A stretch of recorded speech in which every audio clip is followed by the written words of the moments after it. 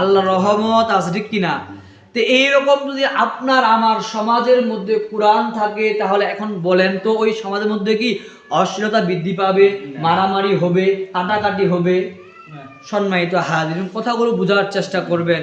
আজকে দেখবেন আমরা 95% মুসলমানের দেশে দেখবেন কত রকমের নর্তকীরা এসে আমার বাড়ির পাশে নাচে, নাচ গান করে যায়, ঠিক কিনা? অথচ আমি আপনি মুসলমান, নিজেকে মুসলমান দাবি করতেছি। আচ্ছা বলেন তো এই যে গান বাজনা এগুলো হালাল নাকি হারাম?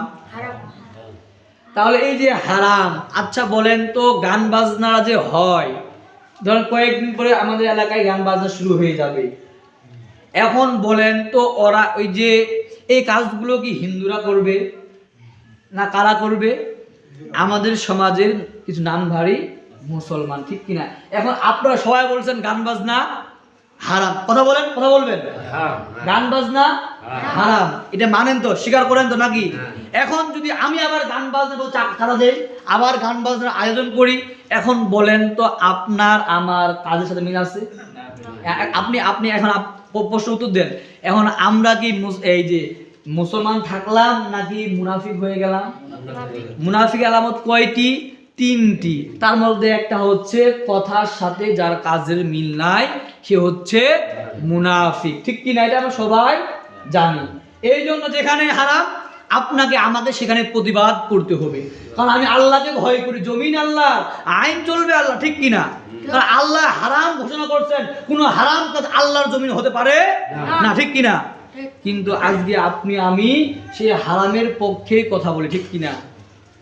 কিন্তু ওই হারামের পক্ষে যদি আমি খেয়ে হারাম কাজ করে আল্লাহর দরবারে মাথায় সিজদা দিয়ে দিয়ে যে কালো দাগ ফালাই দেই, এই কালো দাগ কোনো কাজে আসবে না।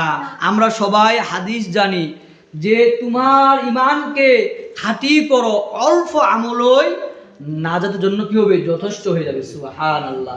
বেশি আমল আপনাকে করতে হবে না, আপনি যেইটুকু আমল করবেন সেই আমলটুকু যেন সহি হয়, যেন হালাল হয়, হারাম খেয়ে না হয়, তো এইটুকুই কি বলেন তো আপনার জন্য আমার জন্য যথেষ্ট হয়ে যাবে। সুবহানাল্লাহ।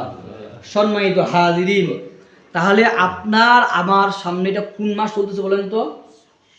শাবান মাস। আর কয়েক সপ্তাহ পরে কি বলেন তো? মাহে রমাদান, ঠিক কিনা? ওই মাহে রমাদান আল্লাহ তাআলা সবাই